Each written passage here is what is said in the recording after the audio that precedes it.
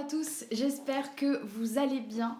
Aujourd'hui, on va parler de quelque chose qui parfois terrifie, qui peut sembler pénible, mais c'est en fait concrétiser son idée, poser son idée sur papier pour donner corps à son projet, en fait commencer à le faire naître. Coucher sur papier son idée, ça fait partie de la première étape du projet, de la première grande phase qui est dite de l'avant-projet. Cette étape, elle est très importante parce qu'elle va te permettre de constater dès le départ quelles sont les forces et les faiblesses de ton projet. Allez, c'est parti.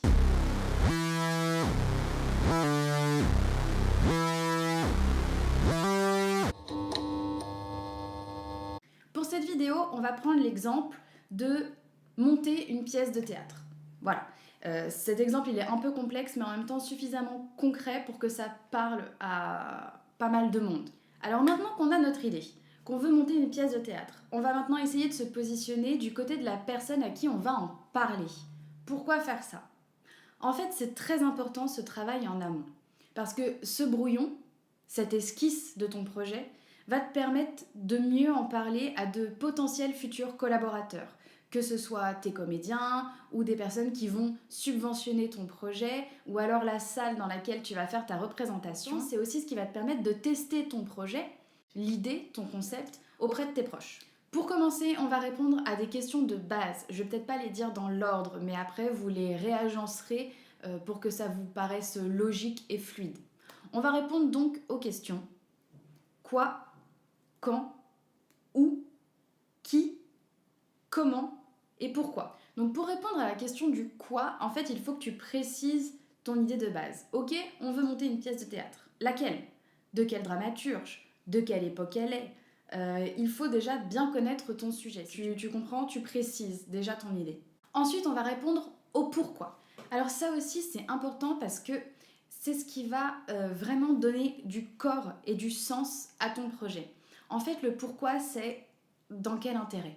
Alors ça aussi, c'est important parce que c'est ce qui va donner du sens à ton projet, mais c'est surtout ce qui va donner du sens pour les autres. Parce que ça a peut-être du sens dans ta tête, mais arrive un moment où tu dois présenter ton projet et à ce moment-là, il faut vraiment que tu sois incollable.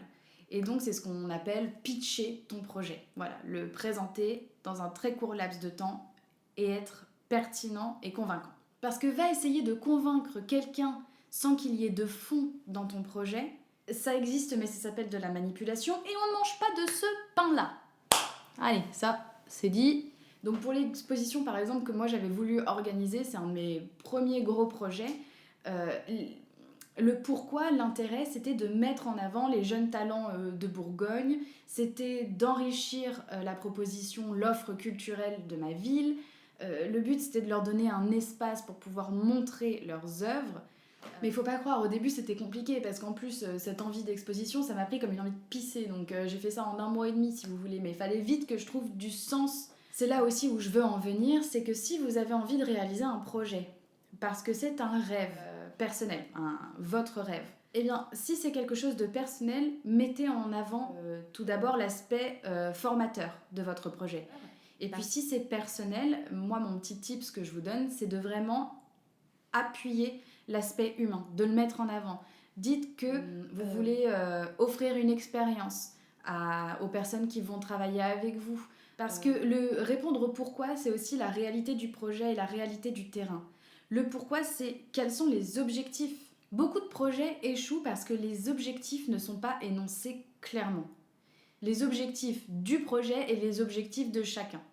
C'est hyper important, sinon vous n'allez pas savoir où aller. Ça va vraiment être votre ligne directrice. Et puis de toute façon, si vous êtes malin et passionné, normalement vous serez capable de vendre des parapluies dans le désert. Et ensuite, la question quand. Alors là, on va aborder un des sujets les plus importants. En fait, toutes les questions sont importantes, mais le quand, il est très important parce que c'est ce qui va aussi définir toute l'ampleur de ton projet et toutes les marches à suivre. Parce que le quand, c'est ta deadline, donc ta date butoir. Soit par exemple pour la pièce de théâtre, ça sera la première. Ça va définir ton plan d'action, ça va définir ton budget, ça va définir l'ampleur, parce que si par exemple tu te rends compte que tu as envie de faire ça rapidement ou tu dois le faire rapidement, mettons dans un mois. La représentation dans un mois, ça va pas être la pièce de théâtre entière, hein, à moins que ce soit vraiment quelque chose de très très court. Bon, bah si t'as que un mois pour mettre en place ton projet, peut-être que ce sera pas toute une pièce que tu vas mettre en scène, mais juste une scénette. Par contre, si tu as un an devant toi, si ce n'est plus, bon bah là tu vas peut-être pouvoir récolter plus d'argent parce que tu auras plus de temps, avoir une meilleure campagne de communication. Vraiment, ta deadline va tout définir. Et puis ça va tout redéfinir parce que notre objectif quand on monte un projet, en tout cas j'espère que c'est le vôtre aussi, c'est que ce soit à la fin le plus qualitatif possible. Donc en un mois, je suis désolée, mais même si tu arrives à monter ta pièce de théâtre en un mois, une pièce entière, elle aura pas la même qualité que si tu t'étais concentré seulement sur un bout. Donc voilà, bref, t'as compris le principe, mais souvent à ce moment-là, on panique quand on commence à justement pouvoir apprécier les délais. Ne panique pas, c'est grâce à ce plan et à ce procédé, c'est grâce à l'écriture, quand tu poses les choses à plat, que tu vas t'en sortir et surtout que tu vas y arriver. Donc pas de panique à ce moment-là. Ensuite, la question du où. Bah oui, où est-ce que tu vas la faire, ta représentation? Tu vas la faire dans une salle des fêtes, tu vas la faire dans ta faculté, tu vas la faire en plein air. Où est-ce que tu veux que ton projet prenne vie? Et puis ensuite, sous-section encore, où vont se dérouler les répétitions? Où est-ce que les gens vont pouvoir se rencontrer? Où est-ce que ton équipe va pouvoir se retrouver? Alors le comment, on s'attaque à un gros morceau, mais je vais essayer de le diviser en 3 grosses catégories. Voilà. Donc ce sera comment / combien.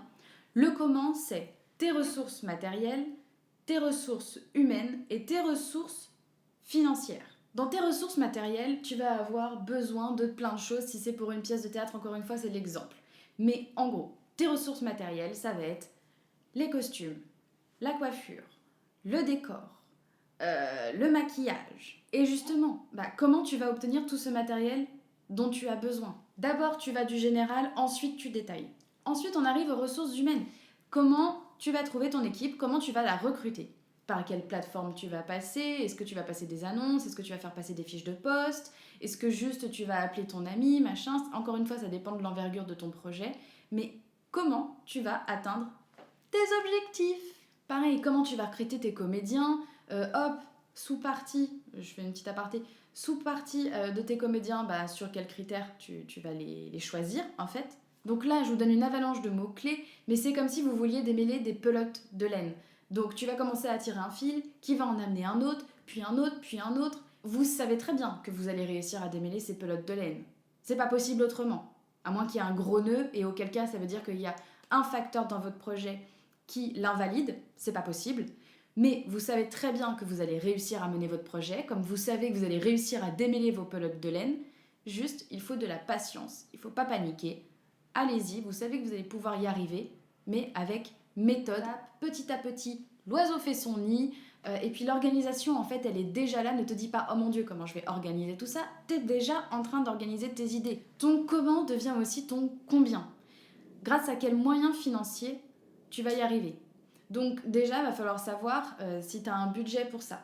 Donc en gros, si tu es un petit peu novice dans la gestion de projet, si tu ne sais pas de quoi je suis en train de parler, si je te dis budget prévisionnel, c'est très simple. Tu prends ton porte-monnaie ou ta tirelire, tu regardes combien tu as dedans.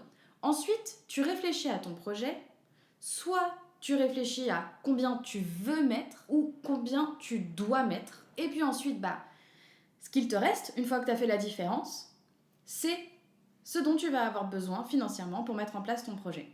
Arrive ensuite la question de comment tu trouves cet argent. Voilà, en gros, c'est un petit peu ça, le combien, comment tu vas faire pour réaliser ton projet financièrement. Et puis, il y a qui. D'abord, c'est qui porte le projet. Est-ce que c'est toi personnellement? Est-ce que c'est ton association dont tu es le président? Est-ce que c'est juste une association qui l'abrite? Qui porte le projet, qui le présente? Ensuite, il y a la question super importante de pour qui? Pour qui tu réalises ta pièce de théâtre? En fait, quel est ton public? Donc, est-ce que c'est du tout public? Est-ce que des familles vont pouvoir venir le voir? Est-ce que c'est réservé à un public de scolaire? Quelle est ta cible? Il faut que tu définisses ta cible, les personnes que tu veux toucher grâce à ton projet. Et puis, il y a aussi le qui qui va travailler avec toi? Qui va t'aider à mettre en place ton projet? Donc quelle sera ton équipe, ton comité de pilotage. Donc voilà, il va y avoir les personnes dont tu vas avoir besoin en amont directement, donc les comédiens, les personnes qui vont répéter, qui vont travailler les décors, les costumes. Ensuite, il va y avoir les personnes dont tu vas avoir besoin le jour J. Donc si jamais tu fais ça dans une salle, il va certainement y avoir un besoin de moyens techniques et donc de personnes qui sont plutôt spécialisées dans cette partie de l'organisation. À ce moment-là, de qui tu vas avoir besoin. Et puis il y a aussi toutes les personnes indirectes qui vont aider à la réussite de ton projet, comme des partenaires, des personnes qui vont venir subventionner ton projet. Je ne sais pas si c'est ta mairie, si c'est un mécène. Voilà. Le qui, c'est qui ce projet va-t-il impliquer. Ouf! Après avoir répondu à toutes ces questions, je te conseille de donner un nom à ton projet. De une, parce que ça va te donner un sentiment d'accomplissement, comme si tu avais réussi à atteindre une première étape, et c'est le cas, bravo, félicitations. Et puis, ça va aussi te faciliter la tâche si tu veux en parler. Si tu veux le présenter à tes proches pour pouvoir le tester, ça c'est aussi un conseil que je te donne. Évidemment, gardez à l'esprit que ce que vous avez écrit va forcément évoluer, parce qu'au fur et à mesure que vous allez écrire votre projet, vous allez comprendre ses faiblesses et ses forces, et donc vous allez réussir un petit peu à le remanier pour que votre projet soit idéal et réalisable. Sur ce, j'espère que cette vidéo vous aura aidé. Je vous ai donné énormément d'informations et pourtant il en manque des tas, mais d'autres vidéos arriveront. Si jamais vous avez des questions, n'hésitez pas à les poser en commentaire, j'essaierai d'y répondre ou en tout cas de me renseigner pour une prochaine vidéo. Et puis n'hésitez pas aussi à partager vos expériences et à parler entre vous, c'est l'objectif aussi de cette chaîne et de ce projet. Sinon vous pouvez aussi venir papoter avec moi sur mes réseaux qui s'affichent. N'hésitez pas à venir me rejoindre, ça me ferait très plaisir. Sur ce, prenez bien soin de vous, croyez en vous, ne lâchez rien et on se retrouve la semaine prochaine pour parler d'un nouveau sujet. Oh là là, j'ai des zygomatiques.